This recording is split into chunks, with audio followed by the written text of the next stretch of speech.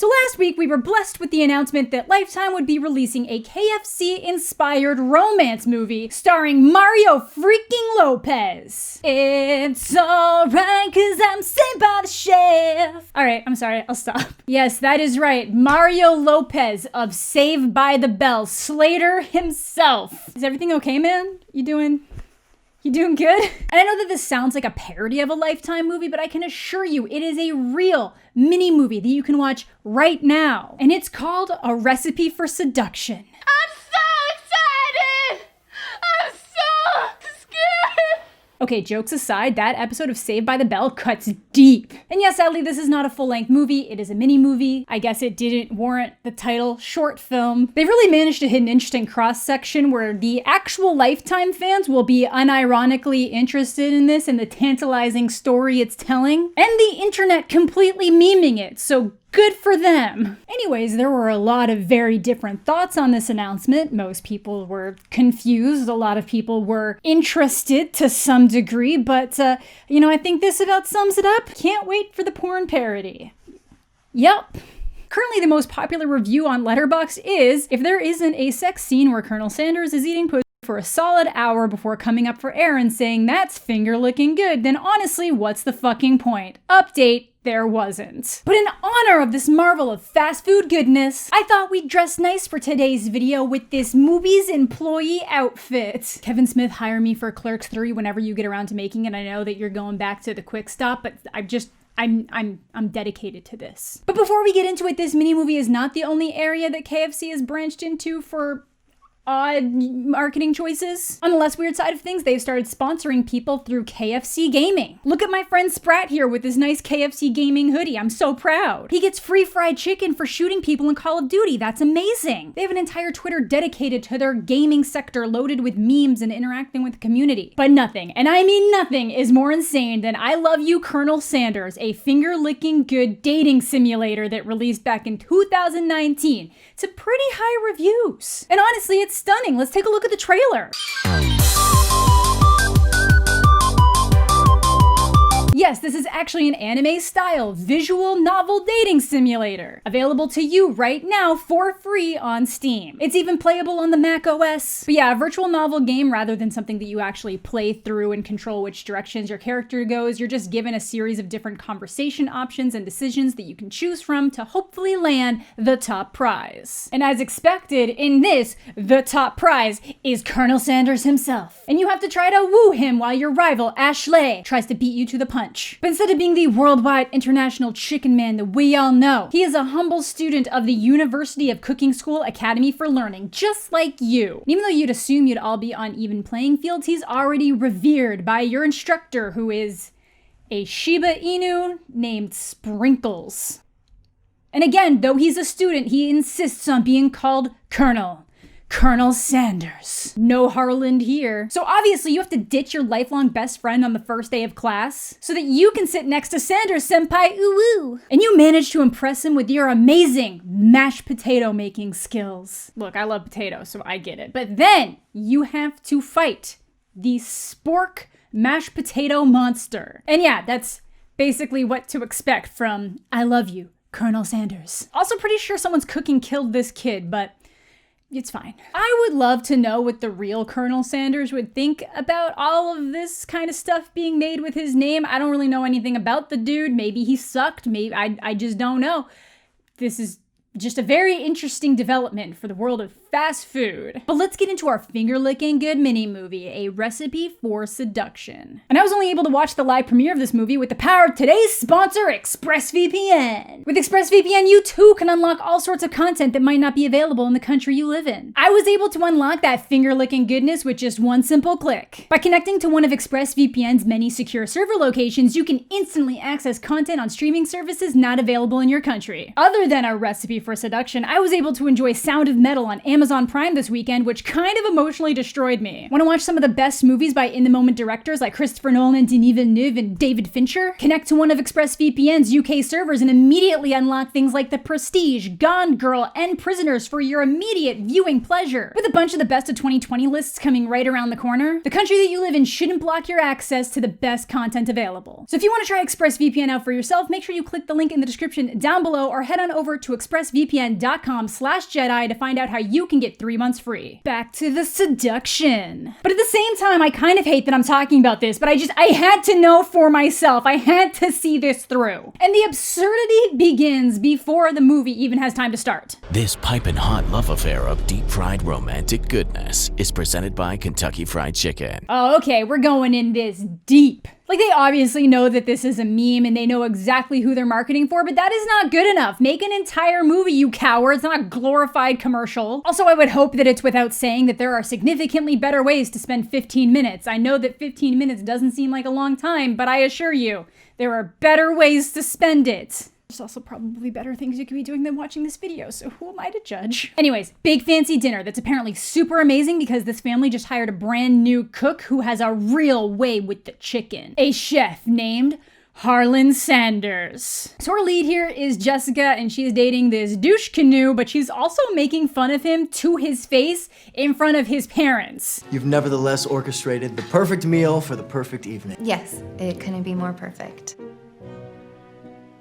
Like, I'm pretty sure everybody saw that eye roll, Jessica. But whatever, I get it. Relationships are tough sometimes. Maybe she just hadn't had time to tell him, like, yo, I'm just not that into it. But clearly this dude thinks things are a little bit more serious and completely misreads or misses the very blatant eye roll that she shares with her friend and decides to propose in front of everyone. Her mom, his mom, the best friend that's here for some reason. I am madly, wildly, certifiably, insanely in love with you. So she obviously hits him with the, I need some time to think. I don't know, based on those eye rolls, like, I think you know. But the mom is not happy because he's a Garibaldi. That means he's really rich. And the mom's like, you know your father left us in debt. This house is about to be repossessed. If you don't marry him, we're gonna go broke. So, like, maybe you shouldn't have hired a chef? That would be one really easy way to save money. She also specifically mentions that he was the head chef at Le Petit Pamplemousse. We've been trying to get a reservation there for years. But she just insisted that he get out of the city and do some private cooking while staying in their guest house. So, she knows she's going broke to the point that they might lose their house, and then convinces a renowned chef working at a restaurant that's so popular that they apparently haven't been able to get reservations for years to come work for her, which could have effectively destroyed his career when she's basically immediately unable to pay him. Why am I looking for logic in a Lifetime movie? But Jessica could not possibly care less about the financial woes, even though she still lives at home with her mom, and therefore that would be her losing her home as well, because the second she sees Chef Harlan Sanders, well, that gray-haired man is just what she's hungry for. So she immediately gets her flirt on by offering him a tour of the grounds. So the first time that they talk to each other, she just dumps all of her relationship issues on him. But the benefit of this only being a 15-minute movie, we don't actually have to hear any of this. It just picks up with the like, oh my God, I've just been talking about myself and my relationship issues. What about you, Harlan? So he tells the riveting tale of how he's created a recipe that's gonna change the world. Oh, a secret recipe. How mysterious.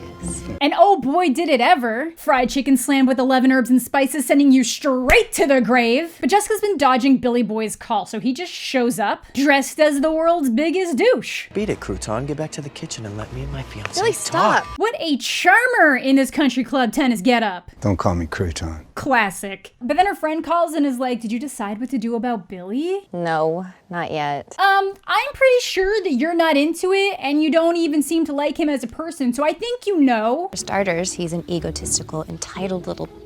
I don't know why I'm telling you this. And after one conversation, she is all aboard the Sanders train, thinking she's fallen for him. I don't think I've ever heard you this happy. It's been one conversation. But I hope his date with the farmer's market guy goes well. I'm about to go on a date with that guy I met at the farmer's market. So she ends up texting Billy saying they need to talk before she goes to have a shower, but oh no. Her mom was listening to everything, so she texts Billy to meet him at Jessica's place. And honestly, just don't trust anybody who looks like a 40-year-old frat bro. Which is good advice because it's revealed that the two of them had an affair. If you marry my daughter, I promise there'll be more long weekends in your future.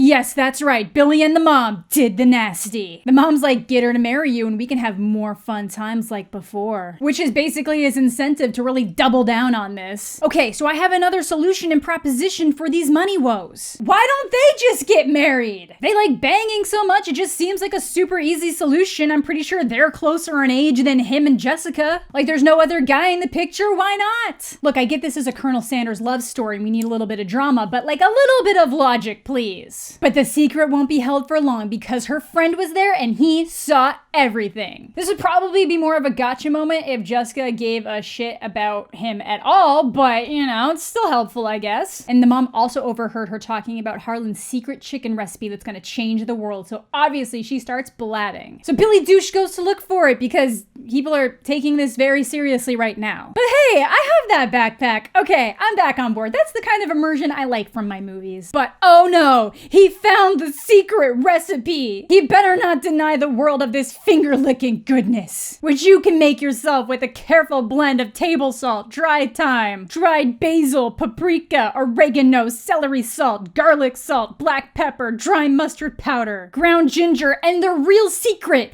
white pepper. Also, according to KFC, MSG. Yes, this is apparently the original secret recipe. It does not taste exactly like what you might get today, but apparently it tastes pretty similar to American KFC. Anyways, even though he's stolen a copy of Harlan's life's work, he offers him a bunch of money to leave town. How much to leave Jessica alone and skip town? While also trying to simultaneously convince him that Jessica said yes to the proposal. And Sanders Senpai is super torn up about it. Again, even though they've had one conversation. Wow, he offered him $500,000. What an odd thing to offer when you allegedly got a yes. But the friend comes around to tell Jessica what he saw. I saw you and Billy at the club. You had your hands all over him. So the mom knocks him out with a broom. Jessica!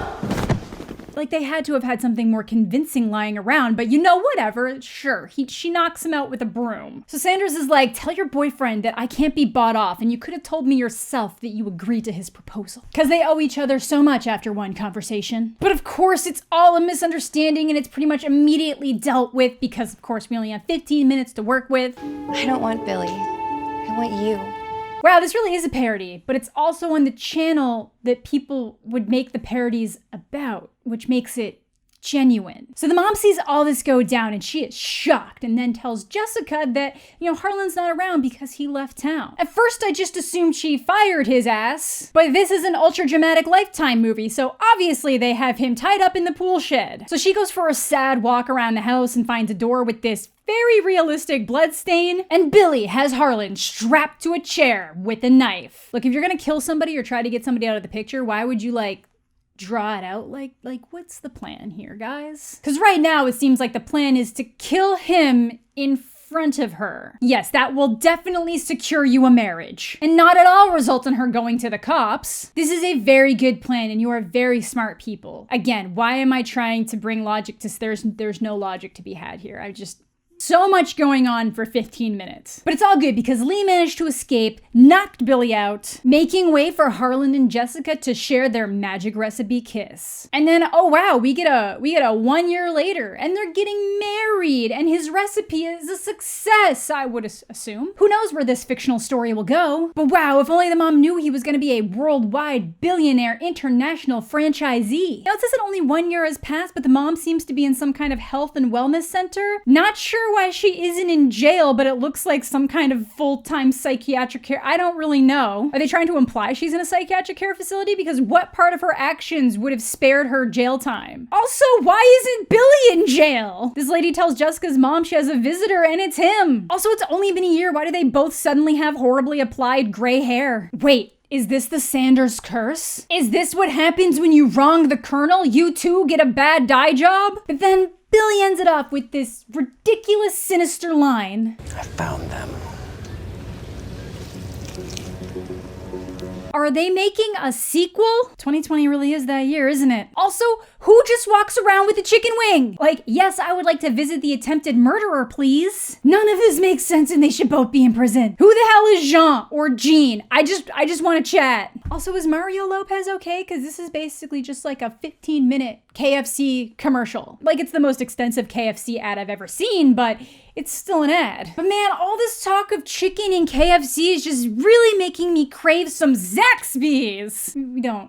We don't even have Zaxby's here. But yeah, this is pretty much exactly what you'd assume it would be. It's obviously a complete joke, but there's just something about a network that makes this exact kind of stuff sincerely, turning around and making such an obvious marketing parody. But who knows, maybe Lifetime's a little bit more self-aware than I realized. Honestly, they have to be. Because I don't know what I expected from the studios that brought us great things like Baby Monitor, A Sound of Fear, and My Stepson, My Lover. Because if you thought falling in love with the Colonel was weird, wait until you hear about I Me Wed, the story about a successful, attractive woman who gets tired of waiting for a proposal and proposes to herself. That's the kind of confidence we all need to bring into 2021. But Recipe for Seduction isn't even the weirdest thing we've gotten this year. That would have to go to the numerous erotic COVID-based stories. If you don't know what I'm talking about when I say COVID erotic fiction, I have a video, I'll link it here, but we've got Kissing the Coronavirus, Courting the Coronavirus. There's an entire market out there for people who are making sex stories based on the pandemic. I don't even know if this one's erotic, but there's also Breaking the Dawn, a pandemic